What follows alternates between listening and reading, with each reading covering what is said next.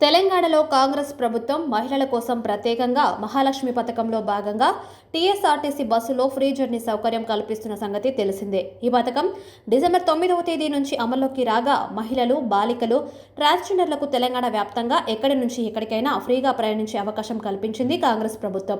Palle Velugu express, city ordinary, metro express బస్సుల్లో ఏదైనా తెలంగాణ గుర్తింపు కార్డు చూపించి జీరో టికెట్ తీసుకోవడం ద్వారా వారికి ఉచిత ప్రయాణం సౌకర్యం కల్పిస్తుంది ఆర్టీసీ.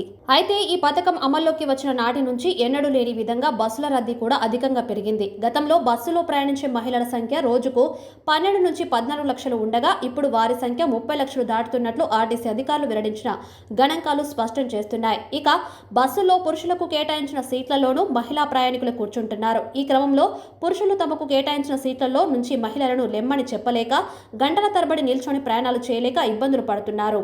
దీంతో పలువురు పురుషులు తమకు ప్రత్యేక బస్సు